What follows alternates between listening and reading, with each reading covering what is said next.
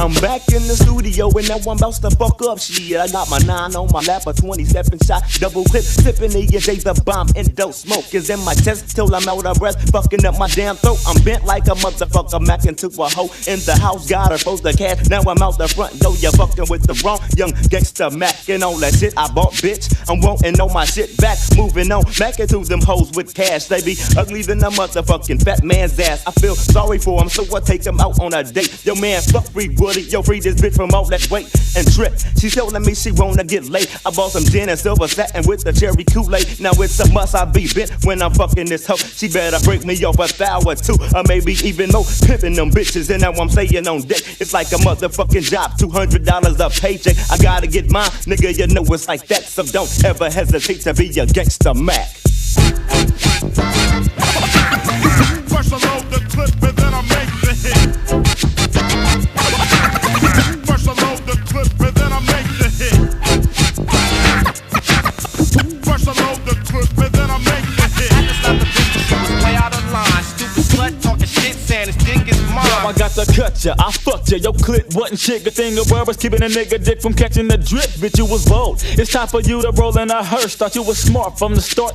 You wasn't the first. Trick, I called you for a reason. It's hoe killing season. Tickle your chops with my nuts, cause it's so damn pleasing. I was scheming on the come up the second I dug out. Got your jack on first, so I got to put a slug out. Trap, you struck out. Now it's time to take a trip. Cock the Glock, let one slip. Now it's 15 in the clip. Hold up, I'm taking it back. It's only 14 left. You and your nigga was close, but now you're close to the death. Gangsta Mac. The whole neighborhood heard it. But hey, yo, I get paid for my service. You should've known not to fuck with me, bitch. Brothers like me are making mortuaries rich. The whole neighborhood heard it. But hey, yo, I get paid for my You service. should've known not to fuck with me, bitch. Brothers like me are making mortuaries rich. Yeah, bitch, it's Big Y, but just a tad bigger. The penalty khaki quarter and house you wearing ass nigga. Bitches ain't shit, and that's a known fact. That bitches like the jack, so I jack bitches back. Slapping them up, snatching their links. Give her one to the head if the trap bitch pussy stink. Flossing assholes, I beat ya like a haggler. In vogue, wanna beat 94 stragglers. A number 2 combo was how I wanna die. Last day Montana, so bitch, the world is mine. It was this one bitch, when she see me, she got warm. She couldn't really talk, so she put it in song form. You are my starship. Come take me up tonight, Big Wide. The way I fucked this bitch, the noise was unbearable. I beat the cock up, oh yeah, something terrible. Nutted on her face and made her my fat. And that's how I'm living, straight gangster Mac. Come on and love me. Come on. Come on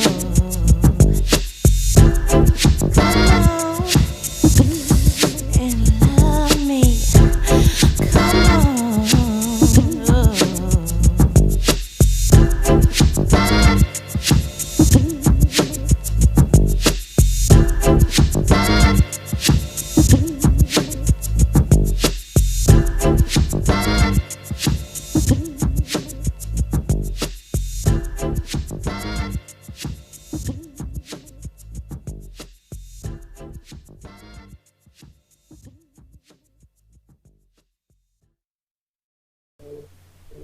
Yeah, bitches. Welcome to Nothing Sacred.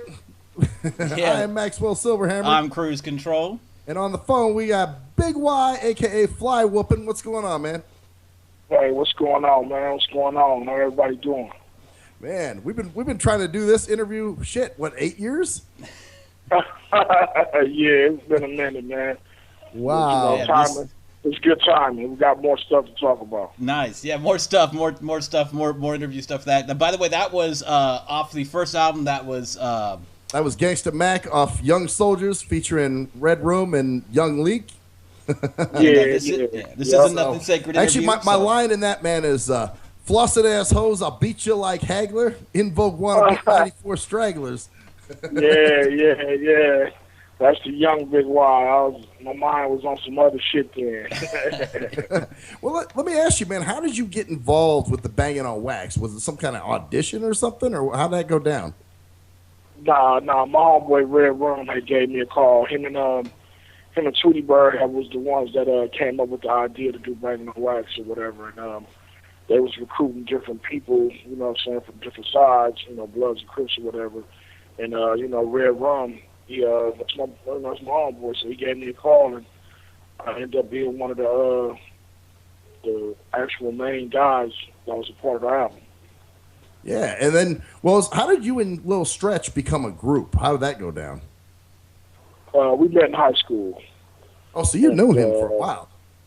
Yeah, we met in high school, and you know, we was just into the music, man. You know what I mean? His interest in music and my interest in music, and us being homeboys. You know, really, you know, that's like my brother now. You know what I mean? But when we first met, you know, it was just basically, you know, when he checked in playing football with us, he was on a football team with us, and then, you know, just getting to know each other, and you know, seeing each other's interest in music, and that kind of, you know, created our bond. You know what I mean? Let's get a little perspective here for some of us who don't know, like, the history of this. When did that album come out? Like, what time? How was that, in the mid '90s, '90s, something like that? Because that's when I listened to it. It sounded like a '90s. Was it? When was that? Bangin' on Wax came out actually in 1992. Yeah. 92. So that was all the way back then. So you knew each other back then. You got involved with that because that was when I think that was a pretty big. From what I remember, Max, that was a pretty big album. Wasn't that like? Oh, fuck yeah! Because I mean, you got Bloods and Crips. Yeah. In the same studio, man. How did that? Did you guys ever get into fights in the studio or any shit go down in there?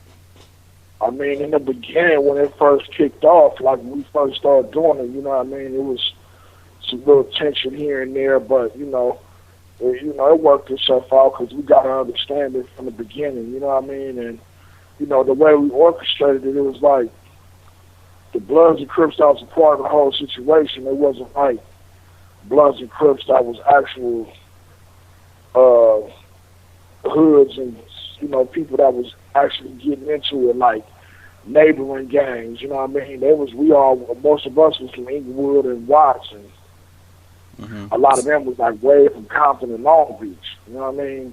Right. And you know, so we didn't have, you know, even though Blood and Crip thing was an enemy-based situation, but there wasn't like direct enemies, like, so it wasn't personal. Kind of for us to, it wasn't nothing real personal with them, so it made it easier for us to get to know each other and kind of get it done. You know what I mean? But in the beginning, it was real skeptical, very.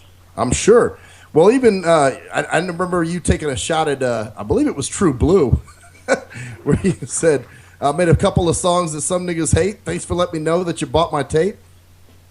Oh, yeah. I mean, we was, I mean, that was just like it was a thing, you know what I'm saying, where, you know, because it wasn't just us, you know, the Blood side. It was like the Bloods, it was like the whole Bangin' on Wax crew was kind of like, you know, taking shots at them, and they was taking shots at us, and, you know what I mean, and we ran into each other. It was about to go down. We actually ran into each other at KTL at Channel 5 news station doing interviews. And it was going to get real bad. You know what I mean? Like real bad, like dangerous. You know what I mean? But it's crazy. You know what I mean? But you know, like a lot of this gang stuff. You know what I mean? Is like it's based on respect. You know what I mean? And real. We hold ourselves at a hierarchy of respect when it comes to real men, you know what I mean, speaking to each other, whether it's two separate sides or anything, you know what I mean? So, you know, when you get, especially when you got like when you got OGs and stuff involved, we was young men, but we carried ourselves on a different level. So, you know what I mean, we was able to realize that was the time and place, and it didn't need to happen, you know what I mean? And thank God it didn't, because actually the dude that was like one of the head rappers of True Blue, which is Lil Kiki Loco, that's like really one of my good friends right to this day. Oh, that's funny. So you guys are actually cool now, huh?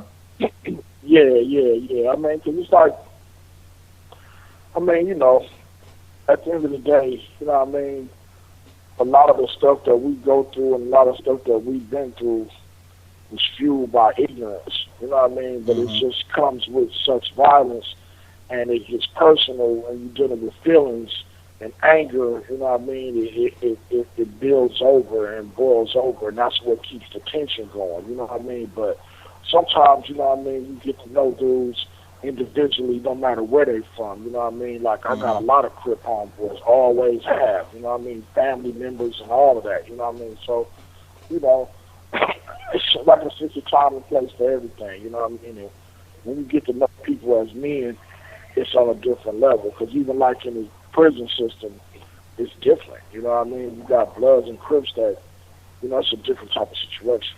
You know what I mean? How is it different now? I mean, back then that was pretty much, you know, with like late 80s, early 90s, it was like the big glamorized, you know, colors and, you know, all that Bloods and Crips, red and blue and stuff like that. Like, how is it different now? I mean, I'm not sure if you're as in touch with what it is now. It seems, but, you know, with maybe family or something like that. How is it different now than it was then in terms of, like, is it still the same, like, oh, Bloods? Because I'm a huge Lakers fan, and it was always about, don't wear your Lakers jersey, man, and it's stupid shit like that. You know what I'm saying? I mean, you know, back then it was more, you know, it was more about the strong representation and the respect that came with that representation. Make sure that respect was there when that representation was in order. You know what I'm saying? And it's like, now, you know, as time goes by, you know what I mean, because the media and the people on the outside looking in made it more so like, oh, they're killing over colors, and it's not killing over. It wasn't never about the color. The colors was just representation of, you know what I'm saying, the two different situations that's, you know, that separated them. It was never just about the color. It was about the beat, and it was about the issues that was going on that kept the fuse things going on. The color wasn't the thing, you know what I mean? So I think as time grew and things, you know what I mean, it's still in order, you know what I mean? The colors are still there, but it's just like now, just like with anything, times change, fashion change, a lot of different things change, and generations change.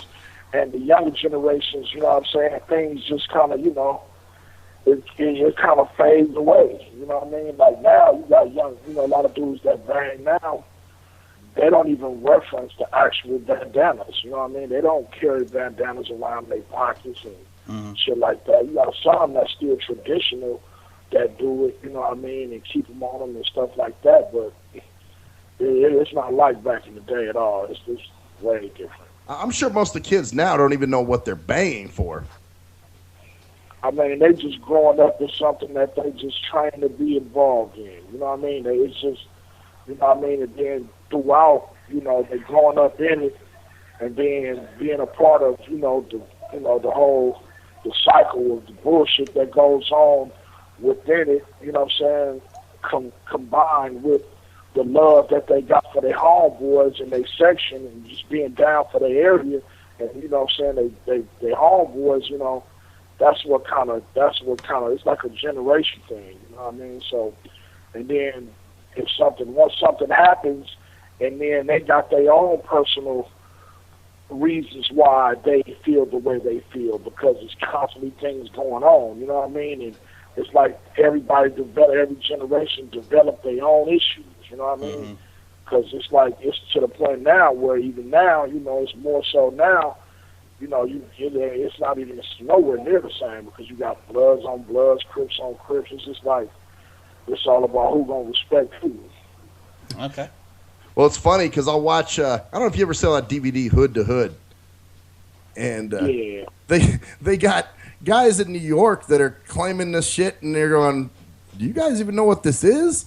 You know, just by the way they're talking, it sounds like they're completely backwards. You know, like DJ Quick. You know, it's a lot of them dudes, man. I mean, it's a lot of them. They just know from what they heard, what they seen. You know what I mean? And then, you know, everybody. You know, you got a lot of dudes that's out of the streets. You got dudes that's out of the streets. You know what I mean? That they don't have nothing else or nothing else to look forward to.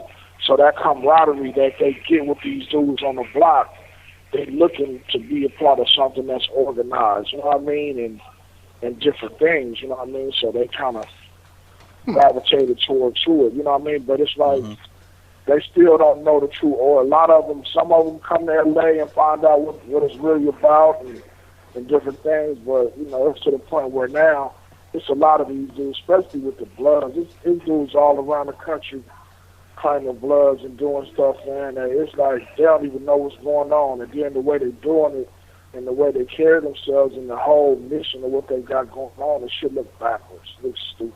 Like, you know what I mean? They don't even hold no merit. Man. Well, I can't say all of them. I can't say all of them because I got some homies, you know, in different states that's real ones. You know what I mean? They really with it, and they really, you know what I'm saying, they really understand it, and they really hold themselves high to it, you know, especially in New York and Denver, Colorado, St. Louis, Nebraska, and you know what I mean? Don't get it twisted. I'm saying it's like this some that just, you know, especially like a lot of these weird rapper dudes. Oh, yeah. Yeah. Like Lil Wayne, I think, is now claiming blood or something. Wow. We can get in. Yeah. Good. You can go all that. I mean, it don't take me. Because I'm not the type that's going to speak on dudes and do stuff like that. But, I mean, you can look from the outside looking in and see what's what. You know what I mean? Right. Yep. You know, a lot of these dudes. Yeah, like, you know, it's like, you know, a lot of these dudes, man, you got your life set up for you. You know what I mean? You already got a good thing going on. This is stuff that we came into because this is just part of life. You know what I mean? Yep. You know what I mean? This is the way we grew up. You know what I'm saying? And, you know what I mean? I'm not even glorifying this shit like this because the way I think now is totally different from what I did back then. You know what I mean? It's just like, it's fucked up. What's normal to us.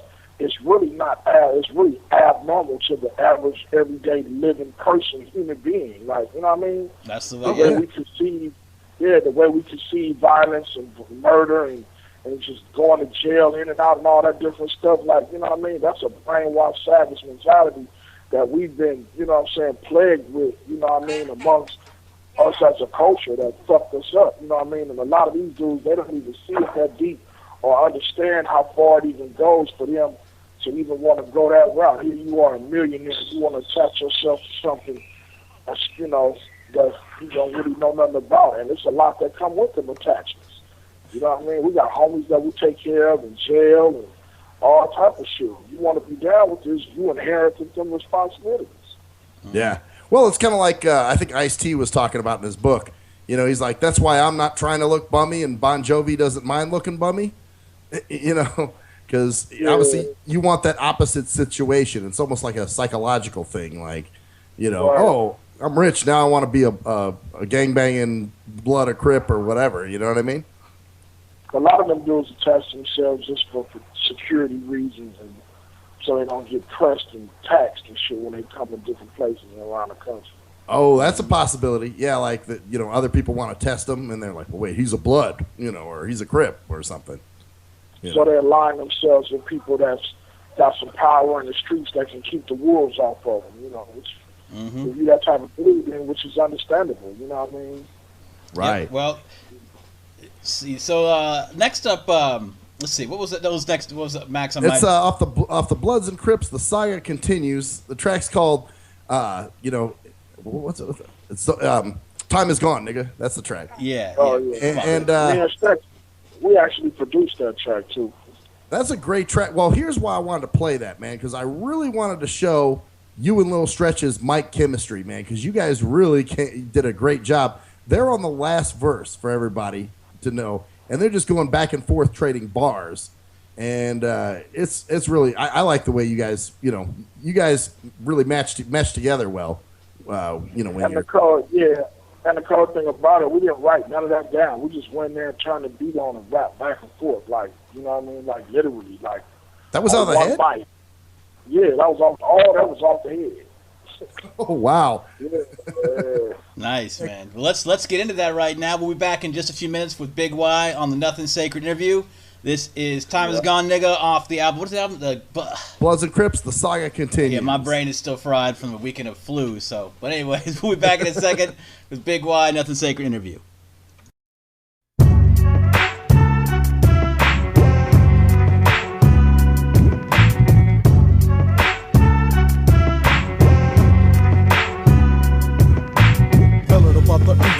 ready to go, hitting the dough. Niggas coming down and drop tops with them triple gold things. But no, us folks ain't giving a fuck about the copper trying to stop us, saying fuck them hoes, we stacking them up. And to the top is where we had to get, we major playing niggas up in my city, clocking the most grip, we out in the birds. And this word to the niggas in my hood that's moving the motherfucking things, doing real good. Knowing yo, some boy, yo, it all up until it's hard. All my niggas is coming up and getting large. Dropping the top and never to drop a motherfucking dime. Homie, you gets caught up in the game, you got to do your time. The consequences is a real bitch, but niggas, you know it's worth it if you work, so you best to clock your fucking grip. Niggas don't wreck yourself, but get your fucking grind on. Go for the kill so you can chill for your fucking time's gone, niggas.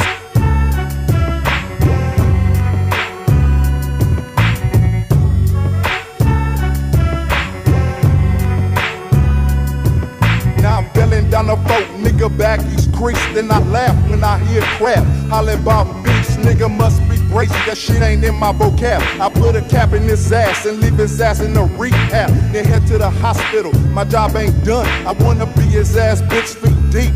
And then some, leaving a motherfucking scene a big hog. Went to scoop up young leak pops, and my nigga dog pops lit up one of those fat ass blunts. Now I'm high as fuck, nigga, on the crab hunt. The first crab I beat, my mind goes hostile. I load the gun and put one in his nostrils for disrespecting. I'm known for checking a Ricky, trying to come through low key and biggie with this motherfucking dog hollering, what's up, blood? 104, like I said, always draped in red. And if I hear you say crab, then nigga it's on, and your ass will die before your time is gone.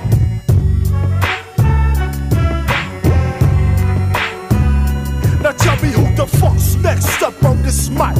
CK, big Y, finna punch out your Here fucking comes lights. the smasher, straight crab crusher, killing all Ricky's baby mamas and crab Now lovers. wait, fuck all these niggas wearing all that fluke shit. I fuck up shit, and I likes to kill fucking We rips. roll on them niggas, if them niggas hanging out, run up to them niggas, blow they motherfucking brains out. Fuck his motherfucking brains, let these niggas know we ain't bullshit. Empty your clip and show the grass we ain't fucking with. CK ride, diamond ride, motherfucking bounty hunters, fire line pride, and Now tell me motherfucking crab nigga, what's stopping you? The YG gangster regulator, Crenshaw Mafia. niggas better recognize some killers in your fucking face. Niggas get slapped with the motherfucking tech, bitch. I CK all day on the motherfucking time, to my mind all the time, nigga 109. CK riding is the motherfucking mission, killing all crabs, making niggas come a missing. M and the L, L and the M, the all that shit is good. West side is the hood, neighborhood, call it Inglewood. Nigga, where I'm from, the motherfucking projects, where niggas get wrecked, then they motherfucking chin check. Bust them in this motherfucking face, let these niggas know you from the 5 and I'm from the 104. We shoot them motherfucking crabs every day for fun, and don't forget, niggas been down every since motherfucking day. I want blood. Fuck these niggas smoking loop. I wear whoop whoop, but I scream whoop out of fucking I got the motherfucking baggies and the t-shirt, black starter cap ready to put in work. the motherfucking wide periods to the fucking big. I wear the century and big. I wear the split to your motherfucking. Nigga, I'm a soldier, holding fucking boulders. Niggas wanna run up, you suckers, I told you. I thought you just the motherfuckers, now I nigga told ya. Crenshaw with century and play your finger rover. So never forget when you're fucking with these soldiers. Big, wide, little stretch, nigga. Yes, I told ya. Fuck you, punk ass niggas, nigga. The wires ain't bullshit, nigga. See, Niggas better recognize. Yeah, West Side, nigga. Party on us, nigga. Crenshaw more It than ain't changed, nigga. It's on, nigga. You don't give a fuck, nigga. It's on, nigga. Yeah. It's on, nigga.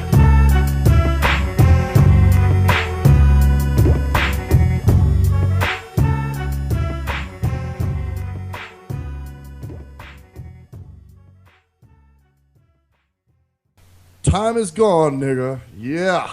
Man, you guys, both of you were fired up on that track. Just even at the end. It was a lot of Hennessy going on that night. Yeah, that'll do it. Yeah, and they wanted us to do something. You know, let me ask you this. Little Stretch is still living or is he dead? No, sir, he's still much alive. That's my brother. He's still around.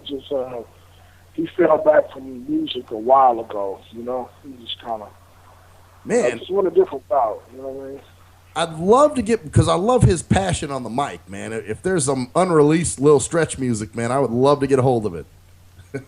Man, I've been trying to get him to give me that stuff because he got some stuff that he did later on, and like we was gone, like way later. You know what I mean? Him by himself, that's crazy.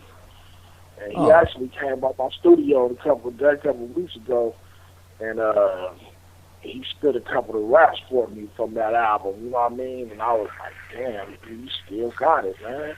He's like, man, I ain't got time, man. I'm doing other shit, so, you know. Well, I can understand, man. After a while, you know, music isn't for everybody, man. It can irritate the fuck out of you to the point where you're like, I am done. I'm throwing my hands up. You know what I'm saying? I mean, yeah, because it's so much. It's so much, man. It consumes you so much, and it'll take over your life so much, and you'll spend so much time trying to reach that level and reach the level of success, you know what I mean? But as you get older, real life kicks in, responsibility kicks in, you know what I mean? And you got to get that check, or you got to live, you know what I mean? So you can't spend your time. You know, a lot of dudes spend their whole life chasing something that's never there, you know what I mean? Even though we reached a level of success, you know, it's just, you know, I think the homies, they just got tired of dealing with the, you know, the bullshit and the up and downs with the whole business. And, you know, me, it took over me, you know what I mean? I just put it to myself. I stopped for a minute. I worked a few regular jobs, you know, even with music out, people didn't know, you know, and it's like, you know, my passion and wanting to do it just kept me going, and just, I was just lucky to be a part of different records and do different things in the game that kept me relevant and kept me where it was I was benefiting from it, you know what I mean? So yeah, that was kept me around. When did that second album come out? Well, that was the first one was '92. The Soldier album, Young Soldier. The Bloods and Crips Volume 2. That was what, '93, '94, or when was that? Or a little later? Well, the first Bangin' on Wax came out in like '92, '93, and then right after that, like the end of the '93 going into '94, that's when this Young Soldier album came out. And then, like, right after that, I want to say, like, probably not too long after the Young Soldier album came out, the Bangin' on Wax Part 2, Saga Continues, that one came out. Okay.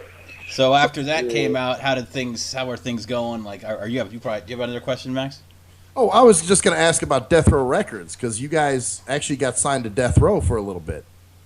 Yeah, that's when, like, after, because really, Bangin' on Wax 2 project, me and Stretch, we more so played a production role on that album.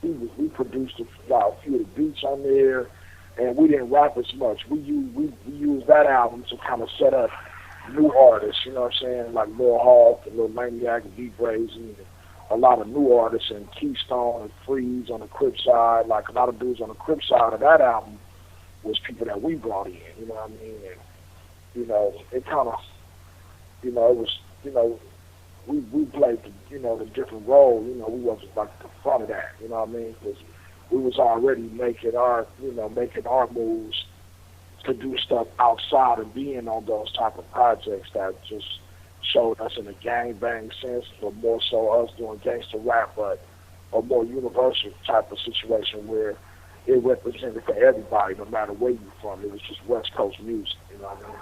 So that was when you guys jumped on Death Row, and you actually dropped an album. Yeah, it was actually a record called East Side West Side that we had on the Young Soldier album. And it was called East Side West Side, and that was real like a big regional record for us. And that's what got the attention of Suge, and that's how that record is what got us a deal on Death Row. Man. So then you guys released, there was another Young Soldier album, but it was you and a dude named Suga-Booga. Nah, actually, once we left Death Row, me and Suga-Booga, my cousin, he was part of Young Soldiers too, but me and him created a group called The Relatives. And the relatives is what's really where I made my name at. You know, mostly a lot of really where my name was made, like with the relatives in '99. Okay, so that's where the relative. I was always wondering about that. Why it was Young Soldiers, then it changed to Relatives or Break Bread Mafia and stuff like that. Yeah, we was trying. We had went and did a album with these dudes from San Diego, and that's when we created the Relatives. You know what I mean? And you know, it got real big on the West Coast, and over the years, you know, the name got big, kind of, you know, around the country. You know what I mean? So that's how we started doing the Relatives album. Okay. Well, go ahead, Cruz. No, that's what I was just saying. Oh, so you got kind of, that was when, like, you would say, like, right around 1999, 2000 was where you would say your peak, where you were known a lot more than previously or later on, or? Yeah, because what happened was we, you know, in '96, in '96, that's that's when Jeff O kind of, you know, fell off or whatever when Pop got killed, shit, went to jail, and, you know, I took a little time away from music then, you know, from '96 to like early '98, '97. Now, I was still recording music, but not really putting nothing out. So around '98, that's when me and Booga, you know, we decided to do the Relatives situation. What happened? You guys took a. I heard you guys take a shot at Mac 10 too, man. What was the deal with that? Man, you know, that was some bullshit, man. I mean, we was rolling. We was just basically standing up, you know, rolling with some bullshit for some, you know, dudes that we was doing business with and rocking with at the time, you know what I mean? And we took shots at him, you know, we shouldn't have, you know what I mean? I'm man enough to say that, you know what I mean? Because we really jumped into some shit that really didn't have nothing to do with us, against a dude that's from our city that really, you know what I'm saying, that really looked at me doing music, a fan of me doing music before he even came out. You know, this came out of his own mouth, you know what I mean? So, you know, we did that or whatever, you know what I mean? We said what he said, and then, you know, he, like, with his celebrity, you know what I mean, and, you know, by him being big after a while, you know what I mean, he did a record and dissed us, you know what I'm saying, and when I heard it, I was in jail when I heard it, so I was kind of upset, you know what I mean, and I had a lot involved in it, so we came out and did that record or whatever. But that shit ain't either here nor there. Me and dude is very cool now, you know what I mean? That's my boy. You know, we well, you guys did a track together too called Big Boys eventually. That's, you know, so I guess that was sort of you guys, you know, sort of make it up. I mean, you know, it wasn't the music that make us up, you know, through some mutual through a couple of my big homies, we got on the phone and we really talked it out, you know what I'm saying? I spoke my piece and he spoke what he had to say, and we just did that shit, man, because it didn't really make sense, you know what I mean, it was stupid anyway. I regret I did, you know what I mean? But, you know. Hey, you know, but you handled it like men, you know? The music was dope. You know, people love the music, but it's like, for what it was worth, it wasn't good for the culture, it wasn't good for the city of Inglewood, because that's what we both pushed, you know what I mean? So we did it, that shit moved on. We've done a couple songs since then. We actually going to get ready to do some more stuff. We waiting on me. Man. Nice. What? Oh, go ahead, dude. No, I'm just saying that's good, man. It's good to see. You know, that's what happens. You get older and you start realizing how stupid shit and ego and shit. So you're just like, you know what? And then now you guys are collaborating and doing shit together, even after that. So that just goes to show, shit. You know, you get your shit out, you talk about it, you deal with it. You can actually come back and, you know, actually have a good fucking good thing going. You know what I mean? Yeah, for real. Man, well, you know, and now, like I said, you guys obviously you guys have plans of doing any more music together or no? Oh yeah, I mean, we actually. The last time we hung out was at we was in YG video, and he was like, man, we ought to do something, man. Let's do something new, you know what I mean? Let me know when you get something together. I'll send it to me, and we can get it going, you know. But, you know, I've just been busy doing other stuff with my artists and other things, you know. I haven't really been, but once I find the right record, because, you know, once I do another record with him, it got to be something big. It got to be something big. It got to be the right record. It got to be, you know what I mean? Creatively, it got to make sense for us to do it, you know what I mean? Because it's like, we both not really concentrating on being, you know, keep going and rap like that. But, you know, so when we do it, it has to be right, so it means something every time we do it, you know. Right. Man, So- well, hey. So after that, so around 2000. So when this next song, what do we got? What's coming on next, Max? What's this next song? This is Day Ones. Day Ones. That's right, Day Ones. Okay, Day Ones. That came out in what year? Day Ones actually came out this year. Oh, damn. So from 2000, 2016, have you been expanding more? Are you doing more? I know you said you produced a lot of stuff earlier. Is that what you're more into, or are you just doing a bunch of different shit? Or I'm sure you have a bunch of albums and a bunch of songs from between that time, right? I would assume, right? I mean, I do a lot of, like that record came about through my boy Adrian Swish. And he did a project and put that out and wanted me to do a record for the project, you know what I mean? So he gave me the beat, and I came up with the record, and me and AD got on the record, did the record, and we shot a video for it, you know what I mean? And it made some noise, so that's how that record came about. But I've really just been like playing it back, running my record label, 319 Music, me and my partner Wacko, we just, you know, putting out our stuff. In 2010, I created a group called the Cali Swag District, and in 2010 we put out a record called Teach Me How to Drink. That was real big. Oh, you were behind that, huh? Yeah, I'm the one that created Cali Swag District. I started that. Oh, that's funny, because that's they're from Inglewood, and I just never would have connected the two. You know what I mean? Right, because that's why I did it. I played the back. Like, I fell back from rap, you know what I mean, and I wanted to do some different things as far as music outside of gangsta rap, because that was on around the time where, you know, like, the type of music that we do, it wasn't at the forefront, you know what I mean? It wasn't really getting the light and the shine and making money like, you know, like it was in the 90s, you know what I mean? Oh, no way. You know, I kind of wanted to break into that area, you know what I mean? So I came up with the idea for a group. I just didn't have nobody in it, you know what I mean? And I had the name or whatever, and I told my partner what I wanted to do, you know what I mean? And you know, I had met one of the members young through one of my other partners named Trick, and you know, he was young, he came trying to do his thing solo or whatever, and whatever he was doing at the time, it really didn't pan out the way he wanted it to at the time, you know what I mean? So, you know, he brought a couple of his friends around, one of his friends, Inbound, around, and then, you know, I had them, you know, record music or whatever, and they was doing a little dance step while they was in the studio, and it kind of caught my attention, you know what I mean? They told me about it, and, you know, one conversation led to the next, and it was like, well, we ought to bring my homeboy Smooth up here. And once they brought Smooth up there, once they got there, I had him do a couple of records with them, and then they spoke on another kid named JR, and they was like, man, you ought to hear his voice, let's bring him in. And one day in the studio, I'm looking at all four of them like, this is a group, and I asked them if they want to do it, and they was ready, and, you know, shit, the rest was history.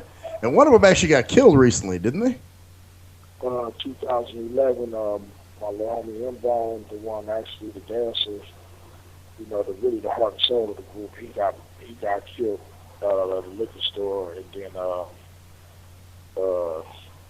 couple of years after that, JR died from sickness, complications from sickness. Oh wow! Oh shit! And that who is that? Is this a band that's like well known throughout like an actual? Oh fuck yeah! The Cali Swag District. They have that song "Teach Me How to Dougie." Oh my god! Yeah. Yeah, you know the song I'm talking about. Who doesn't know that was huge? Yeah, it was massive song. Yeah, it's so close to 4 million records.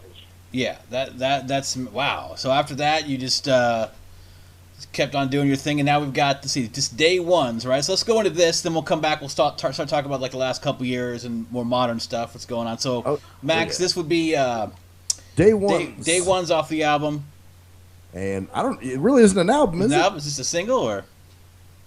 It's a single. Okay, so Day Ones. This is Big Y with Day Ones and the Nothing Sacred interview. We'll be back in just a couple of fucking minutes. A fucking minute. Yeah, fucking minute. Yeah. Anyways, Day Ones by Big Y. Back in a bit.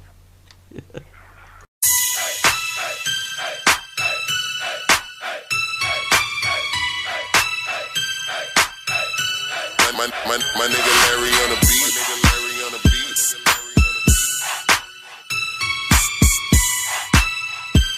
Adrian, swish. It don't matter if they day one, you can end up a miss. Niggas shit out here get tricked. It don't matter if they day one. Niggas will show a new face when they can't do the time for the case. It don't matter if they day one. Niggas will give it to the feds. Homies kill homies over bread. It don't matter if they day one. Shit, when time get hard, you better know who your homies are. It don't matter, nigga. Nowadays, niggas shit get critical. Rule Brook thrown out the window. Bloods killing bloods on mama, that's a trip, nigga. Same thing applies for the rip, niggas. You the man like the ball in front of everybody. Weed, pills, shit, Hennessy for everybody. Niggas smile in your face, daps and hugs. Niggas say they love you and they put it on plugs. Pay attention, a lot of these niggas lost. For the right price, niggas will knock your ass off. It's the truth, nigga, feel that. Every nigga you know can't bick it when you live at day one. You can end up a miss, nigga. Shit out here get tricked. It don't matter if they day one. Niggas will show a new face when they can't do the time for the case. It don't matter if they day one. Niggas will give it to the feds. Homies kill homies over bread. It don't matter if they day one. Shit, when time get hard, you better know who your homies are. It don't matter, nigga. Don't matter if they day one, ain't even day one. Talk better fade one, bust we don't say run. CRP banging, don't matter than what you claiming. Don't chat about bread you get it, them same niggas be angry. Taking dollars out their own mama purse. They hug your mama while they put you in the hearse. Watch the enemies, first you gotta watch the turf. For the right price, I ain't your best friend lurk. Niggas is bitches, they snitching lower the sentence. No need for witness, they flipping, it's serendipity. They hit the stand, y'all say man, that's all your business. You kept it silent, fuck now, it's thought he was different, damn.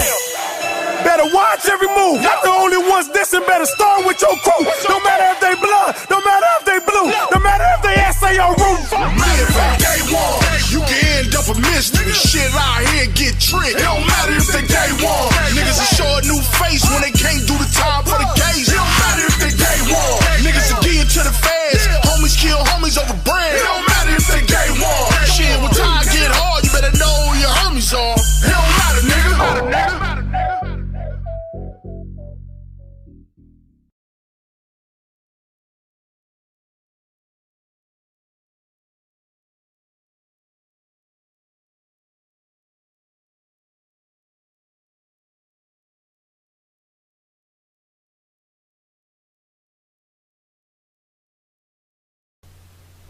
Day ones, huh? So, you know, that's kind of an extension of better know who your homies are.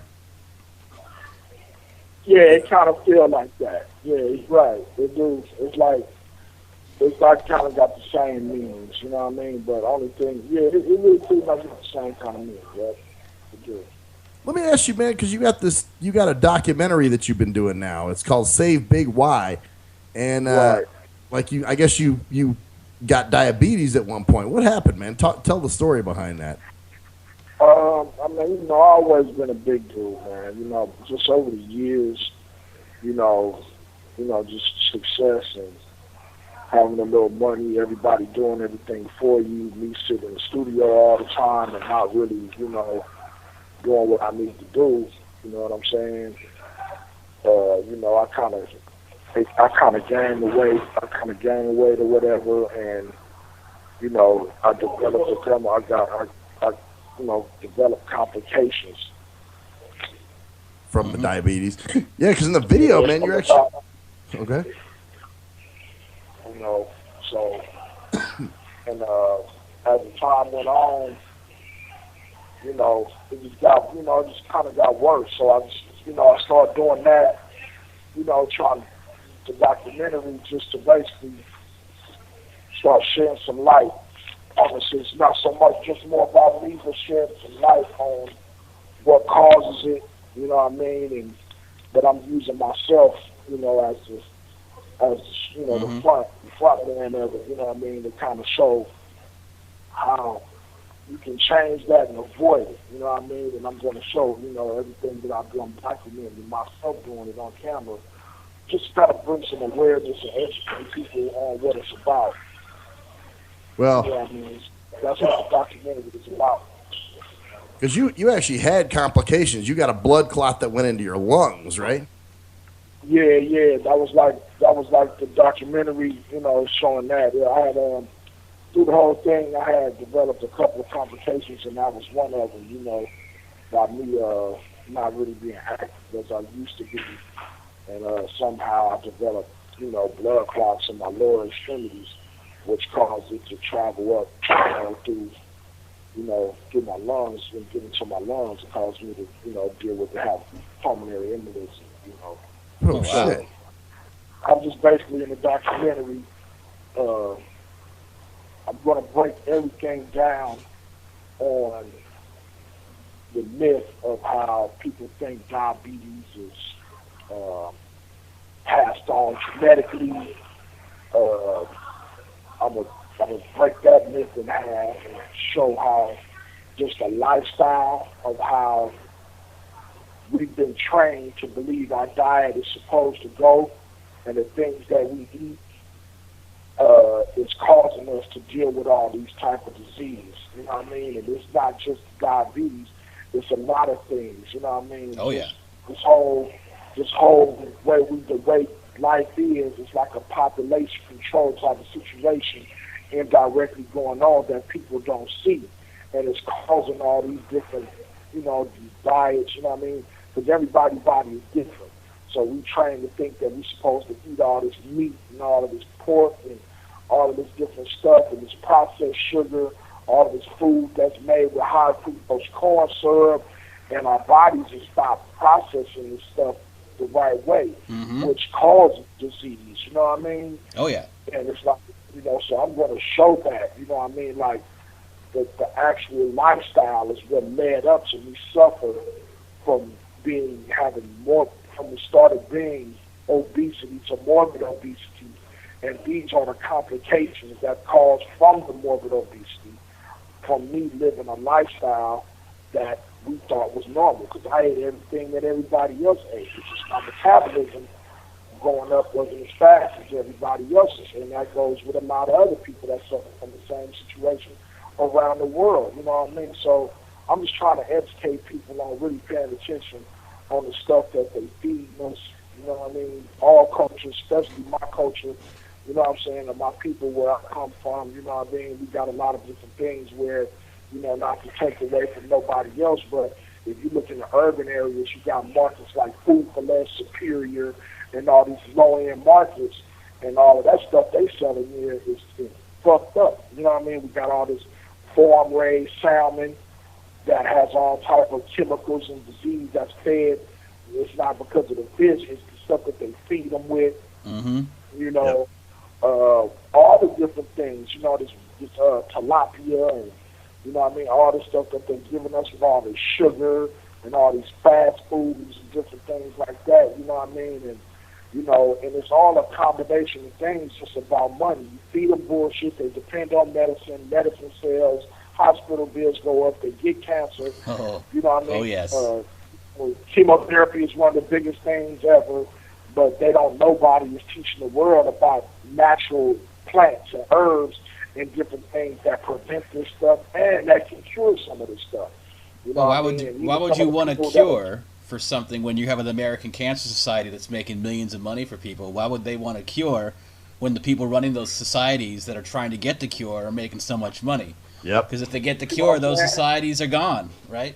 Exactly. And think about all these. I'm donating my money to this foundation, not this foundation. Man, fuck them foundations. Them foundations not doing nothing. That research that they doing, what they sitting there doing, is like a hamster running in the wheel. They're not going nowhere, and they know they're not going nowhere. Because if they do go somewhere and they cure it, there's no longer an organization that they can get money from. Exactly. My point exactly. You know what I mean? It's like cancer cells. Some people, you can cure cancer with cannabis. You can inject 100% cannabis into cancer cells and kill it. Wow. They don't tell you that, do they? You can cure cancer. You can cure cancer, but just like how Cruise Control said, he was just sick. You know what I mean? The next time you get a cold, go buy you some eucalyptus oil, rub it on, just like Vicks. It's the natural ingredient that they put in Vicks. But use the natural eucalyptus oil. Rub that on. You know when you go in the steam room sometime at the gym and it smell like Vicks? Yep. That's eucalyptus. Spray that in the air when you're at home. and steam your bathroom up, and next morning you're gonna feel like you're ready to run a marathon. So But yeah, these when very you think simple the first remedies. Thing we do, when you think first thing we do, what we do? Go buy 1,000 bags of lemon drop, NyQuil, and all that stuff. Yep. That shit don't do. That shit not killing it. All that's doing is just suppressing and making you sleep. Yeah. But when you wake up, you still fucked. Mm-hmm. You can even make some chicken. That's why why you think your mama's soup works so good? Because that broth and that black pepper is gonna kill it. Mm. You know what I mean? I'm just showing all these things, man. I spent so much time, representing a lot of things that kind of brought our culture down, and just the whole lifestyle of it, the physical side of it, the way we eat and the way we live, and I'm living proof of all of it, suffering from being shot through gang banging and doing bullshit and living wild in the streets, to the lifestyle of the type of diet that caused me to have morbid obesity. So I'm just going through a different transformation in my life, and I'm documenting it all, and I'm going to show the world what it really is, and hopefully I can help somebody. That's fucking awesome, man. And how are you doing now in terms of yourself? Are you on the right track? Do you feel you're on the right track? Have you gained a lot of momentum? In terms of like where are you? When did you find out about this? And how are you doing better? When I first found out, when I first got sick, and I first found out a while ago, I was close to 600 pounds. Holy shit! Wow. So you were like bariatric, Yeah, like people didn't really believe I was, because I'm kind of tall, you know what I mean? And the way I wear my weight, that's just big wide, but it'll be pretty heavy as hell. And I'm really, it's not what you can really tell on certain pictures, but now I'm down to 485 now. Hey, that's progress, man. It's all you can do. 100 pounds gone. People don't want. Hey, if you're making progress and you're feeling better and doing good, then that's all you can really ask for. You can't expect people to jump from that all bullshit. I'm 600 pounds. I'm 200 pounds now. No, you gotta work it. As long as you're going in the right direction, though, shit, that's good. Yeah, because it's really like that's just the weight and things. Some of the things that I suffer from, because you got some people that ain't got no weight to lose that still suffer from high blood pressure, pulmonary embolism, and all that stuff. I mean, look at Chris Bosh playing the Miami. He got PED. You know what I mean? He had, he can't even play still. Right now, they won't clear him. Yeah. Because of that, you know what I mean? And it's just different things that you got to go through. You know what I mean? And I'm just gonna document everything, and also doing a documentary. I'm gonna be working out with different celebrity figures and different people, that's into exercise and fitness. You know what I'm saying? A lot of rappers, OT Genesis, The Game, $5 Joe Moses. A lot of dudes that that's into fitness. I'm gonna be working out with them, and they're gonna, it's gonna be a nice thing, man. I'm gonna do it all the way. I'm doing music throughout the thing, throughout the documentary, and it's going to be like a 3-part, because I'm going to do it all the way till I get down to 275 pounds. And when I do this 275 pounds, I'm going to do a show. And I'm going to run through all my songs from 1992 all the way to 2016. Nice, man. Wow. So what's going on now? So obviously you've got this Save Big Y documentary that you're working on. What else are you doing right now that you can promote? And why don't you go ahead and give out some... just tell us what's going on, man. What else is going on right now? Website info and stuff like that. Oh, actually, I got an independent clothing line of my merchandise brand called Fly Woopin. FlyWoopin.com, which is basically T-shirts and hoodies and different paraphernalia. And then I got a couple of acts that I'm still behind, me and my partner with my company 319 Music Group. One artist is named Lovey Jean. She has a video out right now that's doing real good called Can't Ignore It. And we got another artist named A1 Crashing that just came from touring over in Australia. We're building him and developing him to be a big international success. And we got another, we got a network that we created, 319 TV. You can check that out at 319tv.com. And we also have a radio network called Local Astronauts that that has, you know, a lot of different shows and a lot of different content and different things going on. So, I mean, on top of that, I'm producing for other people, local artists, you know, artists around in the industry and stuff, trying to get placements, you know, different things with movies and whatnot. Do you have a website or anything that has all the information about all this stuff, like news about all this different things, like like a one-stop place to go, or where would you suggest would be the best place, like, to get all the information about what you're doing and what's going up? Between 319 TV and really just checking me out on Instagram at OYG Big Y. OYG Big Y. All right, cool. Man, that's you know, one more thing I want to say real quick with the diabetes. It's interesting because, you know, when you were banging, you knew about your enemies and you had to watch for them, but you kind of knew what to expect. Whereas with the diabetes, this was a totally foreign enemy, man, and you didn't know what to expect. You know what I mean? It's really my real enemies. These Crips and these other gangs is really not my real enemies. Yep. My real enemy is myself. You know what I mean? While I'm out here doing all of this stuff and, you know, getting into it with all these different people and just all these different people, during the whole scheme of it all, I was my own worst enemy. You know what I mean? And it took me a while to go through some different things to realize that I needed to get out of the way of myself so I can keep myself alive. You know what I mean? And that's where I'm at right now. Man, those are wise words. Well, Big Y, we want to thank you for coming on, man, and spending this time with us. I appreciate you having me, man. Anytime. All right, so we're going to end this with, what is it? With the B-Mix, man. You know what? I got to say one thing, though, real quick. Big Y with the auto-tune, man. That actually sounds ominous. I was just in the studio having some fun with one of my boys, because that project actually came out from my boy Big B. He's actually the dude that introduced YG to music, and he wanted to do something, you know, me and him or whatever, project or whatever, where I kind of rap, just freestyle raps over different beats, and that's how that came about. So we was just having fun and we were doing it, you know. It was just funny to hear you on auto-tune. It just sounded strange, but it was one of those things that held you, you know, like, shit, Yeah, I can't turn this off. Weird.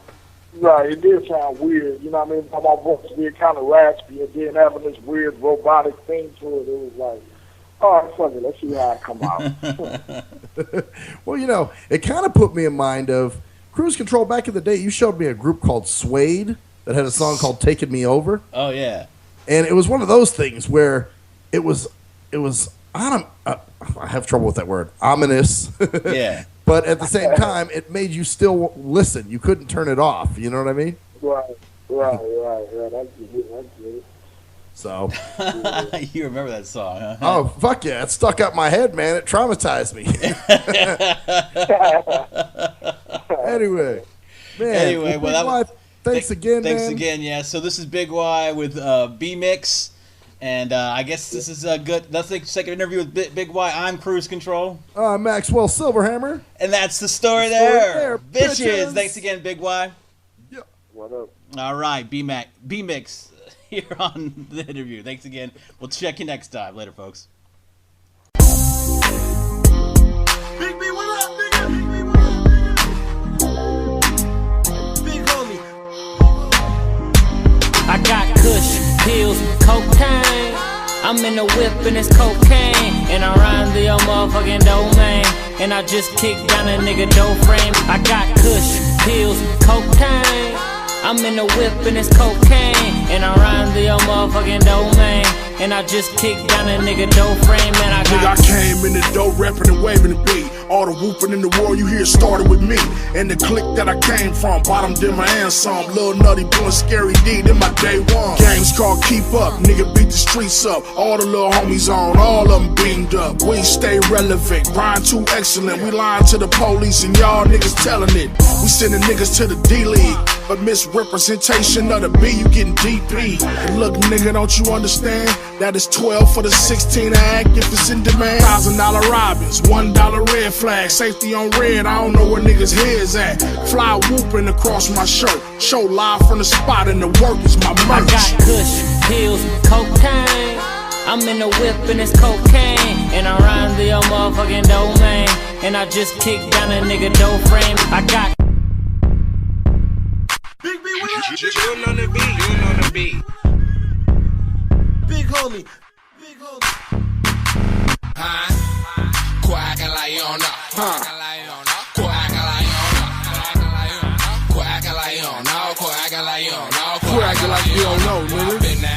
nigga. Been that nigga.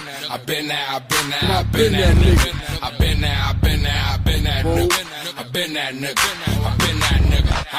Niggas talking about they being that nigga in the streets. They don't know you where you been at, nigga. Your representation, your reputation. We get off and get down with no hesitation. The YG and Mustard, little homies, fuck the Grammys. Nigga, we do it for the streets and homies in the slam. See niggas be faking, putting chili on their name. When they file come back, niggas really from gays. Chains getting took, lose phase, no run backs. Niggas bust on you, you don't bust. Who does that? 5 stars, I give them respect. But real blood's not 5, I was raised in the set. Took shots, stayed whooping like a vet. Now it's Fly Woopin, no roof on the vet. Niggas acting like they been that nigga. Your homies DPG, you ain't been back, nigga.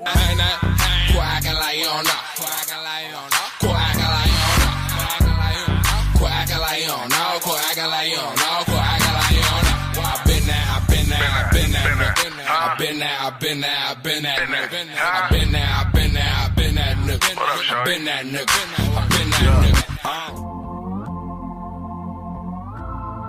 Big B, what up, nigga? Big B, what up, nigga? Get you. Big homie. Jerry on the beat,